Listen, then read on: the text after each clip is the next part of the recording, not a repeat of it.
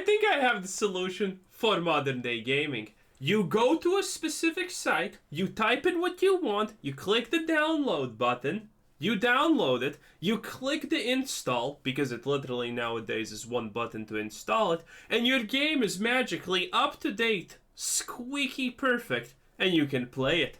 Yeah, I think that's gonna solve a lot of issues, and it's gonna become a lot more popular. And you do all of that virtually for free. Let's talk about the prospective future of video games where price hikes may very well be in the not so distant future. So games have already gone from $60 to $70, and if I recall, this first began happening sort of mid 2020 when Take-Two, in the form of NBA 2K21, decided to be what. Man, of course it's some kind of NBA football, American football game or something like that. Sports fans do not care. They don't even notice that it's the same game that they're buying constantly over and over again for the majority of part. Bro, they don't even know what a loot box is, but they think it's fun to open those packs. Ah, man.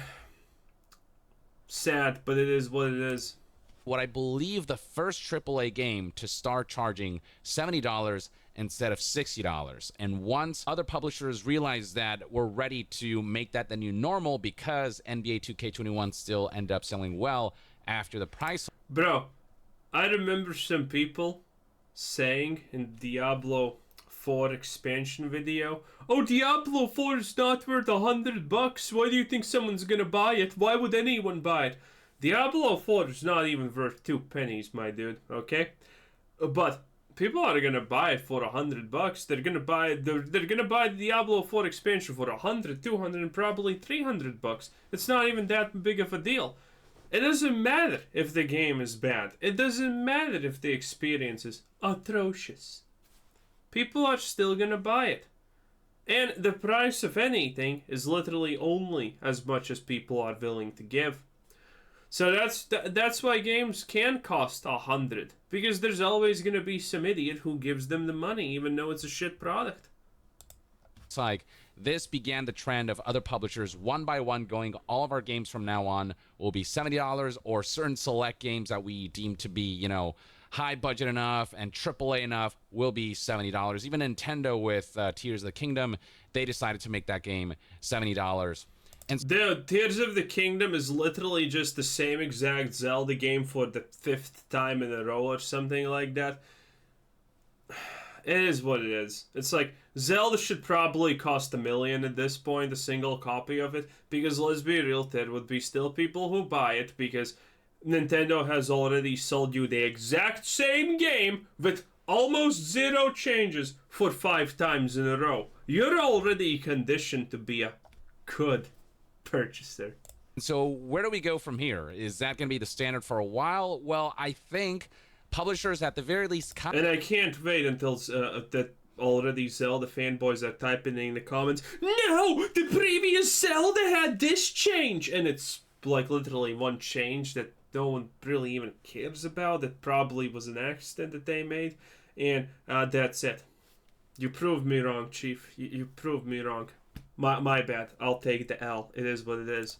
Contemplating the move to raise that ceiling again to $80, maybe up to $100 if recent activity and surveys are anything to go by. So right here we have a report detailing how Blizzard has been sending out surveys asking if players would be fine spending $100 on not even... Yo, Young, this is old news. What are you out of videos to make? I want the fresh stuff. What are you giving me here? A Blizzard bad video? My god. even like a full-size AAA game, but on a... If I want a Blizzard bad video, I'll go watch my own videos, thank you very much. DLC, specifically a Diablo 4 DLC. This was apparently spotted by YouTuber Bellular News, who saw this survey and reported... Bellular News. Ah, Young, yeah, trying to pretend that he absolutely knows nothing. Oh, she's the small loser. Ah, you sicken me, you freak. reported on it, the survey presented 4 game editions labeled A to D with price points at $50, $70, $80, and $100. Now, this is a survey. It doesn't necessarily mean this is a defined future, but the fact that the option is there means... What do you fucking mean that doesn't mean it's a defined future? What do you think surveys are? Surveys are literally designed to determine futures. You absolute tool. Young, can you please quit YouTube and at least go into the real world for a week? Go and, I don't know, stack boxes in a warehouse for a week. You will instantaneously see that the world is not even close to what you think it is. You absolute... What are the buzzwords that actually fit here? Entitled brat. There we go. God. That there is, at the very least, some semblance of consideration for that price point, or some kind of contemplation for the normalization of game prices being even above $70 for the base game, not even the higher editions. And if it was just Blizzard alone, I would just chalk this up to Blizzard being Blizzard or Activision being Activision. But other companies have also been trying to, like, poke... That's such a loser mentality, by the way. This is how they, by the way, get you. This is how they literally get all of the bad things into society, into the world. Oh, it's just one thing. It doesn't matter. Oh, it's just one person doing it. It doesn't matter. Oh, it's just 2 people doing it. It doesn't matter. Oh, there's now a lot of people doing it. That's how they get you. Oh, it's just Blizzard doing it. It doesn't matter. It matters a lot. It matters a lot. Even though Blizzard is absolutely dog water currently, they still represent the standard for gaming to a certain degree. Which means if Blizzard does something for $150, other games are gonna do the same thing, because they know if Blizzard can do it, they can do it. So yeah. Never be that loser who says, oh, that degenerate thing that I don't like and no one else likes, this is fine because only one person is doing it. No, that's how you lose. The bear on that front, Sony and PlayStation, for example, you may recall that recently they experienced an unfortunate hack that has led to Insomniac information, details, game files, and whatnot making its way to the internet. This was a nefarious hack, straight up just a crime from a hacker who engaged in ransomware, and when Insomniac and Sony and PlayStation refused to pay the ransom, that stuff was leaked, and we saw, leaks for a build even for Wolverine alongside, the game files for Spider-Man 2, and we even saw, like, the schedule for upcoming releases like Ratchet and Clank and X. Yeah, so, I mean, he's trying to be real dramatic here, but it wasn't that dramatic. It was like, okay, big deal. Men and stuff like that. So that was an unfortunate situation. But alongside that came a leak surrounding future plans to increase game prices. Among the things that PlayStation is thinking about is potentially planning to increase game prices from $70 to $80 to $100 in 2027. Now, keep in mind that just because those conversations are happening behind the scenes doesn't necessarily mean that that's actually what's going to end up happening. But the thought... Why is he saying that's not going to happen? Am I the only one taking crazy pills here? The crazy pills that are telling me that's gonna happen? Blizzard's talking about it. Everyone else is seemingly talking about it. The prices are going up. Am I the only one who thinks this is literally gonna probably happen in a week or so? Really? It's not gonna happen? Oh, this is not it? What do you mean? Process of it is still there. It is something that is being considered, and 2027 is not that far away. It's only 3 years away. Now, by 2027, that would be roughly around the end of this generation of consoles. Usually console generations tend to be 5 to 7 years, so that'd be sort of towards the end of PS5's lifespan. So maybe the plan is with the next generation of consoles, with PlayStation 6 and whatever the next Xbox might be, the goal might be to standardize an $80 to $100 price point for games. It seems as though that is in the talks, and it's not just one company. It's multiple companies who are either sending out surveys or discussing such plans. Oh, by the way, the fact that the game prices increase, that also means? Xbox Game Pass is going to be increasing how much it costs per month. Good luck with that also. Behind the scenes. And then there are publishers who haven't directly said that they plan to increase game prices, but have put opinions out there that game prices are too low and that the value is... Well, of course CA would say about that about it, but bro, if GTA 6 costs 300, I'm spending 300 on it. Shut up, it's absolutely worth it. Too good almost. So for example, so you see, the problem is not the fact that the game is worth $300 or 400 or 500 bucks. It's the fact that people buy shitty games. People buy shitty games, they don't refund them, they don't do anything, they don't care, they literally get bought into the PR or whatever, and they buy a bad game. And they continue buying bad games. They buy microtransactions in those bad games. If people weren't stupid with their money, well, then we would be living in a futuristic utopia probably by now. But if people weren't stupid with their money, they would never do this. Because the moment something costs more and people are actually careful about what they buy, these developers would stop doing this crap instantaneously. The prices would be pretty low because developers would know that, hey, we can't charge money for this, it's shit, and people are not going to buy it because of that. So it is what it is.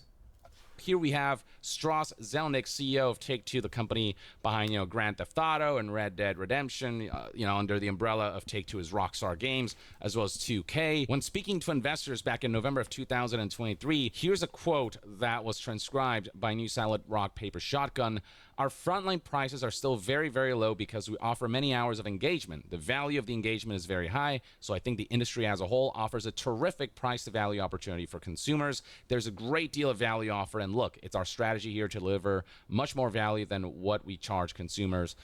There have been precious few price increases in the business. The price increase, for example, the $70 for certain frontline products was the first price increase in many years after many generations. So again, I think we offer a terrific value to consumers. And while Strauss Zelnick tries to present this in the form of, wow, doesn't gaming just have great value? For me, there is sort of an underlying meaning where when you read between the lines, it's him saying that games are too cheap, and on some level, he would likely like to see games increase in price point beyond $70. And well, yeah. Do keep in mind that Take-Two was among the first, if not the first, on a large AAA scale to begin selling games at $70, which created this domino effect where other companies decided to join in once they saw that one publisher got away with it. And I think the scary part is that if Take-Two really wanted to sell certain games, like say Grand Theft Auto 6 at $80 to $100 even, they could probably get away with it because it's freaking Grand Theft Auto. In fact, there's already online activity showing that certain people are like, I'm actually fine with GTA 6 costing $100. And like I said, but by the way, this is again how much I would be. I would not be willing to pay $101, but not 101, but 301. But 300, yeah, it's GTA 6, baby. Of course, it's gonna be worth it. Some folks agreeing with it. There's also plenty of disagreement. I mean, that is a huge price hike, $70 to $100. That's $30 extra for a game. And look, GTA 6 technologically is going to be on a whole new level. Its budget, I think it's rumored to be around $1 billion. I don't care about the technology and blah, blah, blah. To $2 billion. It is a super high budget game. But even if sold at $70, it can make its money back and then some because this game is going to sell insanely. You know what GTA 6 should do? They should replace credit cards already in the lore with shark cards. That would be smart. Well, but beyond that, there is going to be the GTA Online offering, which is going to be, near infinitely monetizable for many years to come if GTA 5's online mode is anything to go by. So this is a company that doesn't really need to charge $100 for Grand Theft Auto 6, but could do it and could likely get away with it. I don't think that's actually what's going to happen. There are rumors that this could be something Take-Two would or might do, but I personally think it is going to sell at $70, but the thought of they could probably do $100, and if they were to do that, other corporations and other publishers might be like, ooh, well, they pulled it off. Maybe we should try it too. Contemplating the standardization of games that cost more than $70 and that being the base price, and that change happening so quickly after the price increase from $60 to $70, I don't know, man. I'm not about that. Even Capcom has come out and said back in September of 2023 that game prices are too low. This is something that Didn't Capcom completely ruin themselves just now? Capcom president Haruhiro Sugimoto said during Tokyo Game Show, stating that game prices are too low, development costs are about 100 times higher than during the Famicom era, but software prices have not gone. Yo, what kind of ads he's getting? Look at this. What the hell, y'all? What are you doing? This is not, dude. This is the targeted to a Twitter ad, okay? Well, it's not targeted, it's just a Twitter ad. But yo, this is targeted advertising. This is not even find single hotties in your region. By the way, which 100% works. Click on it. Gone up that much. There's also a need to raise wages, considering the fact that wages are rising in the industry as a whole. I think raising unit prices is a healthy option for businesses. Just because there's a recession doesn't mean you won't go to the movie theater or go to your favorite artist concert. High quality games will continue to sell. Now look, inflation is a thing. It is inevitable that as the years go by, as long as inflation continues to exist, game prices will eventually keep going up in price point at a base level. But in terms of the justification behind that, I think it really does depend on a game-to-game basis. If we're talking about campaign-driven, story-driven, single-player games, or just any kind of interactive experience that doesn't rely on monetization tactics and schemes, that is high budget enough to justify that price increase, and they deliver on something truly high quality that isn't compromised by shady monetization tactics, and, you know, I don't know about you, but that sounds an extremely bad reason to increase the price of a game. Oh, look at that. Your game's not atrocious. So now it's $100. Yeah, that sounds awful. That sounds completely awful. Does offer enough content where the value is there, even with the increased price point, then people are willing to overlook that stuff. But when we're talking about games like NBA 2K, which in many ways kickstarted the move from $60 to $70 AAA games, that's a game that is very much a live service, rife with monetization elements, where it's a lot harder to justify that price. The NBA fans do not care. There's maybe like one guy who plays the NBA games currently, and he's writing, "Oh, I do care." Dude, if you're an NBA or sports game fan and you're currently upset with this, you are the exception, not the standard.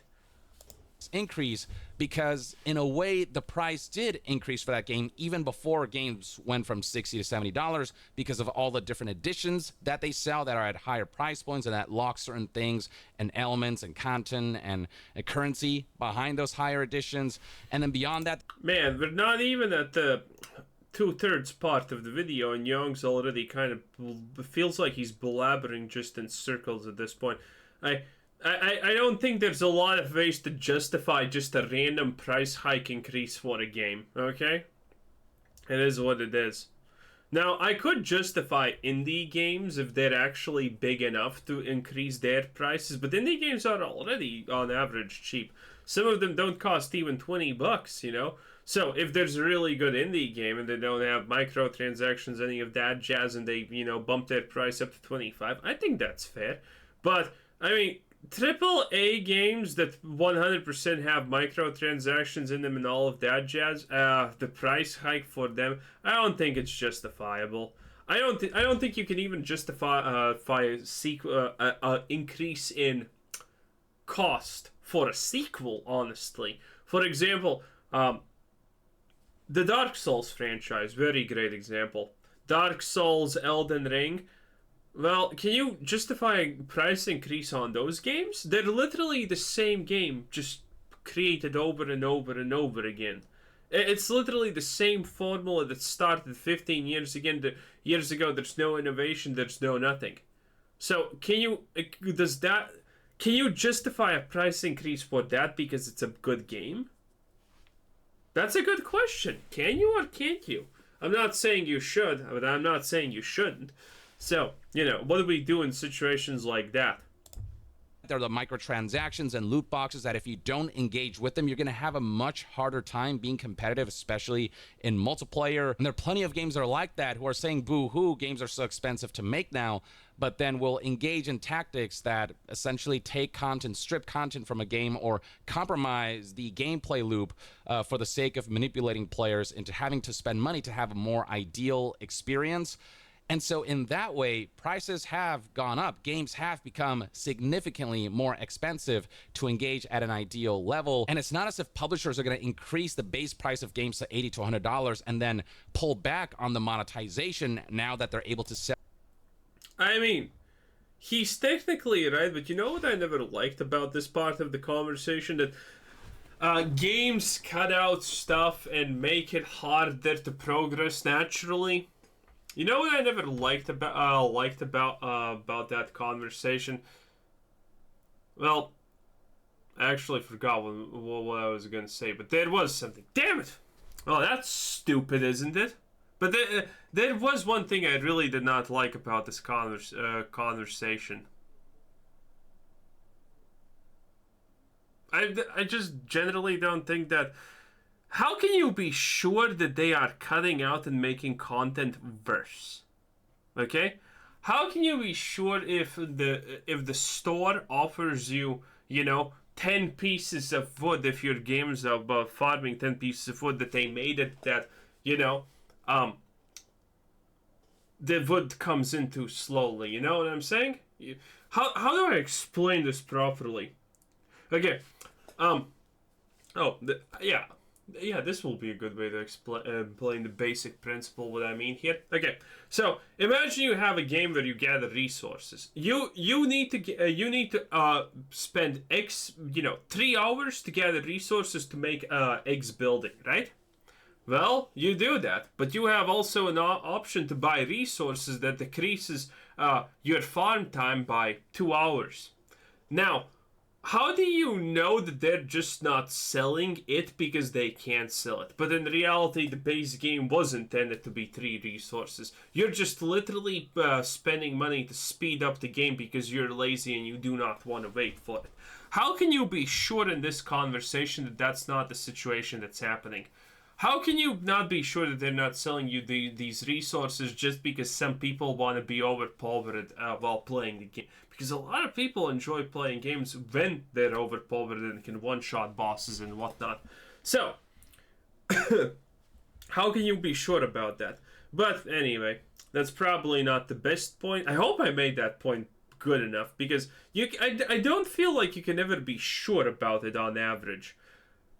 Because because people don't understand from a business standpoint, it's a little bit too hard to implement, because the people who want to implement those things are not the people who make the game. So there's kind of like this opposite dilemma there. Well, anyway, that was our boy Yongi. Or on Yong, Yeah. It is what it is. Oh boy. It is what it is. Anyway, this was Quizzer Sensei. Thanks for watching. Subscribe if you haven't already. Have a nice day. Bye-bye.